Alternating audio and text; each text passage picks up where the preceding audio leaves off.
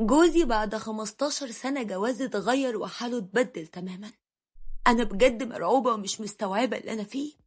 بقى جوزي القاسي الجاف يبقى رومانسي ولسانه بينقط سكر وبيقول لي يا بيبي. طب ازاي بس يا ناس؟ ولما عرفت سبب تغييره اتصدمت أكتر وأكتر، لأن عمري ما تخيلت أبدا إن ممكن ده يحصل. أنا رنا متولي، طول عمري مشهورة ببلدي بتفوقي وأدبي وأخلاقي بين أهلي وناسي وكل أهل البلد. كل الناس كانت بتحسد أمي وأبوي عليا، وكل عمامي وخلاني شايفيني مثال للبنت الصالحة وبيتمنوا بناتهم يطلعوا زيي. وطبعا لأن الحلو ما بيكملش، كان نصيبي في الجواز ما أقدرش أقول وحش لأن النصيب بتاع ربنا، لكن هقول مش ده اللي كنت بتمناه أبدا، لأني ببساطة اتجوزت جوازة منيلة بنيلة. اتجوزت راشد وطلع إنسان مريض. الظاهر بتاعه كويس وابن ناس ومحترم، لكنه في الحقيقة كان إنسان أناني وقاسي وجاف جدا ومش بيحب غير نفسه بس. وللأسف فترة الخطوبة كانت قليلة جدا ومعرفتش أحدد شخصيته نهائي عشان ما كنتش بشوفه كتير، وحتى مكالماتنا كانت دايما مختصرة وقليلة. وبعد الجواز بدأ يظهر على طبيعته من أول يوم. كان دايما بيتجاهلني ويقلل مني وكأنه اتجوزني عشان أجيب له عياله بس. ولما كنت أقوله أنت ليه مش حنين عليا زي باقي الأزواج؟ ليه مش بتاخدني في حضنك وتطبطب عليا لما بكون محتاجالك؟ كان يرد عليا بكل قسوة ويقول لي ها أنت عايزة إيه تاني من حياتك؟ تلاجتك ومليانة ومصروف البيت وبديكي وعيالك وبعلمهم لك، بطلي بقى دلع الستات الماسخ ده. كلامه كان بيكسرني وبيوجعني، بس كنت برضو بحاول معاه وبقول من عالم يمكن في يوم يتغير. ولما كنت ألبس له أي حاجة جديدة وأعمل له شعري كان يسم بدنه بكلامي ولاقيه بيقول لي هو أنت فاكرة نفسك ست؟ شكلك ما بتشوفيش ستات في الشارع فوق لنفسك ولبناتك واهتم بيهم أفضل من الهبل اللي أنت عاملاه في نفسك ده. أنت معاكي بنات يا هانم محتاجين تربية وأخلاق. مش عارفة ليه كان بيقول كده مع إني حلوة جدا بشهادة كل اللي حواليا، بس هو الوحيد اللي دايما مقلل مني، ويا ريتني أعرف السبب. وبناتي أحسن بنات في الدنيا سواء أدبهم ولا تعليمهم، بس هو عمره ما كان شايف كده. حتى الجفا اللي عنده كان واصل لبناته الغلابة اللي مفيش في طيبتهم وكسرتهم. وبقيت أشوف علاقة إخواتي بجوازهم وأتحسر على حالي وعلى نصيبي اللي عمري في يوم ما كنت أتخيله ولا صدق إنها عايش العيشة دي. وقبل ما تقولولي اتطلقي وإني ما عنديش كرامة، هقول لكم إني فكرت كتير في الطلاق، بس خفت على بناتي وقلت استحمل يمكن يتغير من عالم سبحانه مغير الأحوال. وفضلت مستحملة لغاية لما اتبلت خالص وعجزت قبل أواني، وبقيت دايما ضعيفة وتعبانة ودايما بروح للدكاترة وباخد علاج وفيتامينات.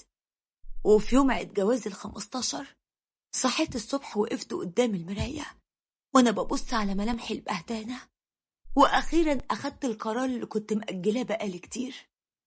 أنا خلاص هتطلق، كفاية قوي لحد هنا، لازم أخلص من حياتي المميتة دي. ودخلت المطبخ أعمل الأكل وباقي طلبات البيت، لأني أصلا متعودة إن عيد جوازي محدش بيفتكره غيري أنا وبس. وقلت لما راشد يجي هتكلم معاه في موضوع الطلاق وكل واحد يروح لحاله بمنتهى الهدوء. بس آخر النهار حصلت معجزة غيرت حياتي كلها، وده لما لقيت راشد دخل عليا بتورته وكمان حلويات وعازم أهلي وأهله وعمل لي حفلة بمناسبة عيد جوازنا ال15. كنت واقفة مصدومة وحاسة إني بحلم، لدرجة إني ضربت نفسي بالقلم قدام كل الموجودين عشان أصحى من النوم والحلم العجيب ده. بس جوزي قرب مني ولقيته بيقول لي كل سنة وإحنا مع بعض يا روح قلبي، ربنا يخليكي ليا وما يحرمنيش منك أبدا. قلت له بدهشة أنت مالك؟ فيك إيه؟ هو ده برنامج الكاميرا الخفية؟ لقيت كل الموجودين ضحكوا وأختي حضنتني وقالت كل سنة وانت طيبة يا رنوش، يلا تعالي البسي الطقم اللي جوزك جابهولك عشان نحتفل. دخلت معاها الأوضة وأنا مصدومة، ولقيتني بقول لها: هو في إيه بجد يا ريم؟ قالت لي بحب: والله ما حد يعرف حاجة يا رنا، جوزك اتصل بينا كلنا وعزمنا على حفلة عيد جوازكم، وكلنا مستغربين زيك كده بالظبط، بس فرحانين انه اخيرا اتغير. دي دعواتك وصبرك يا حبيبتي. قلت لها: انت مصدقة اللي بيحصل؟ مصدقة كلامك ده؟ استحالة راشد جوزي يتغير ابدا، اكيد في مصيبة ورا الموضوع ده. لقيتها بتقولي: بلاش التفكير السلبي ده يا حبيبتي، ويلا عشان نطلع للناس اللي بره، اتأخرنا عليهم جدا. وطلعنا، وقضيت يوم غريب عليا بكل المقاييس. كنت بتعامل مع راجل غريب عليا، مش جوزي خالص، راجل بيبصلي بحب ولهفة غريبة، كأننا 2 مراهقين غرقانين في الحب والغرام. وبعد ما الناس مشيت قلت له بعصبية: خلاص يا راشد، الناس مشيت، قولي بقى مالك وفي ايه؟ هو بتعمل كده ليه؟ لقيته بيقولي بنبرة صوت هادية غير اللي متعودة عليها خالص: مالك بس يا حبيبتي، متعصبة كده ليه؟ هي الحفلة ما عجبتكيش؟ أوعدك المرة الجاية هعملها لك بره وفي أحسن مكان كمان. قلت له: انت مجنون يا راجل انت، ولا عايز تجنني معاك؟ ايه اللي فيك يا راشد؟ انطق واحكيلي. لقيته بيقولي بمنتهى الهدوء والابتسامة على وشه: بحبك وعمري ما حبيت غيرك، هو ده السبب صدقيني، ومن النهاردة هساعدك الباقي من عمرك كله يا بيبي. قلت له: بيبي؟ راشد بيقول لي يا بيبي؟ حسيت إن هبلة. والله زي ما بقول لكم كده، حسيت إن هبلة ومش فاهمة حاجة، حسيت إن عقلي مش شغال وإن دماغي بتعمل ايرور. معقول راشد يكون قرأ أفكاري وعنده الحاسة السابعة وعارف إن كنت ناوية أتطلق منه؟ معرفتش أنام وقلقاني غمضت نهائي الليلة دي، دماغي بقت تودي وتجيب. معقول يكون يتجوز عليا، ولا يكون بيخوني، ولا ايه بالظبط؟ ايه اللي خلاه عارف قيمتي بالشكل المبالغ فيه ده؟ والصبح دخلت احضر الفطار للولاد واجهزهم للمدرسة، ولقيته داخل ورايا وبيقولي: انتي يا حبيبتي اعملي السندوتشات للولاد وانا هعمل الفطار. بصيت له بنفس الهبل بتاع امبارح وانا مضيقة عيني، بس قلت وماله، اعمل يا اخويا اعمل، لحد ما نشوف اخرتها ايه. وعدت باقي الايام كلها على كده. راشد فعلا اتبدل خالص، بقى حنين وعطوف وزوج مثالي، وزي ما كنت بتمنى بالظبط. كان بيروح معايا في كل حتة، كان بيروح معايا للدكاترة وتمارين الولاد، غير الخروجات اللي كان بيخرجها لي دايما. استحالة يكون بيمثل عليا، ده أنا بحس بيه وهو بيحضني وبيطبطب عليا في نص الليل وابقى في عز نومي. أنا هتجنن يا ناس، هتجنن. وفي يوم ألفت صاحبتي قالت لي: جوزك أكيد متجوز عليك يا رنا.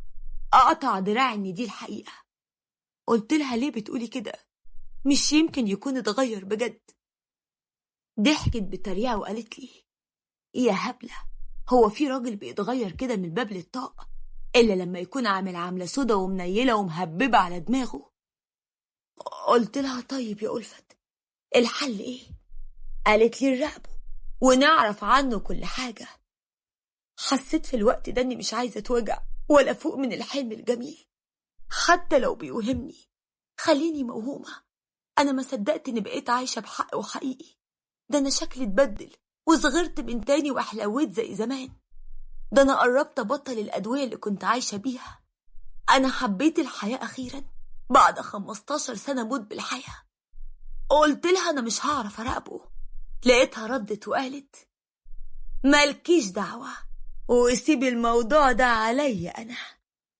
سكت خالص وما نطقتش بكلمة زيادة، وفضلت قلقانة طول الوقت مستنية مكالمة من ألفت تفوقني من الحلم المؤقت اللي أنا عايشة فيه.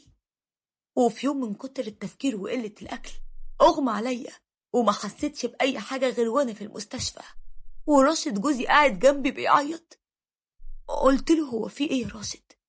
لقيته بيقول لي بلهفة: حمد لله على سلامتك يا رنا، حمد لله على سلامتك يا حبيبتي، الحمد لله يا رب، الحمد لله. قلت له: بتعيط كده ليه يا راشد؟ ما انت عارف اني ضعيفة ودايما بيغمى عليا. قال لي بعيط من حكمة ربنا سبحانه وتعالى، وبدأ راشد يحكي لي أغرب حكاية ممكن تسمعوها، واللي هي في الأصل سبب تغييره معايا. قال لي إنه في يوم جاله تليفون من الدكتور بتاعي، والدكتور قال له إن التحاليل والإشعاعات بتاعتي الأخيرة وحشة جدا، وإن عندي ورم على المخ، وإن لازم نفسيتي تكون كويسة الفترة اللي جاية عشان العلاج يجيب نتيجة، لأني نفسيا متدمرة، والحالات دي أهم حاجة فيها النفسية. بيقول لي إن الدنيا اسودت في وشه، وعرف ساعتها قد إيه بيحبني وقد إيه كان ظالمني معاه بسبب عقدة عنده من والدته الله يرحمها، لأنها كانت متحررة شوية، وأبوه كان طيب معاها زيادة عن اللزوم ومدلعها وما يعرفش أي حاجة عن سلوكها، بس هو الوحيد اللي كان عارف، وكان متعقد من الستات كلهم. عشان كده كان دايما بيقسى عليا غصب عنه رغم ثقته في أخلاقي واحترامي. كان خايف حكاية أبوه وأمه تتكرر من تاني. بس لما عرف بمرضي وحس إنها هختفي من حياته تماما، كل حاجة ساعتها اتبدلت، وحس إن ربنا بيعاقبه على قسوته عليا. قلت له وأنا منهارة من العياط: يعني أنا هموت يا راشد؟ قال لي وهو بيمسح دموعي: لا يا حبيبتي، لا، ربنا كان بيعلمني درس عن طريقك. انتي التحاليل والإشعاعات بتاعتك طلعت متلخبطة مع حد تاني، ودي غلطة نادر لما ممكن تحصل. شفتي المعجزة اللي حصلت يا رنا؟ شفتي ربنا عمل ايه عشان يغيرني ليكي ويبدل حياتنا للأحسن؟ انتي كل التعب اللي عندك بسبب نفسيتك اللي كانت متدمرة بسببي للأسف. سامحيني يا رنا، سامحيني يا حبيبتي، ووعدك من النهاردة هكون جوزك وحبيبك وأبوكي وأخوكي وكل حاجة ليكي. حسيت إن ربنا بيحبني قوي يا جماعة. أيوة، ربنا بيحبني وبيسمع دعائي.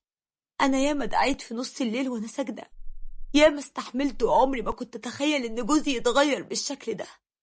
اللي حصل معجزة ربانية حقيقية، مع إنهم بيقولوا إن زمن المعجزات انتهى، بس الحمد لله، الحمد لله إن رب المعجزات موجود وأقرب لينا من حبل الوريد.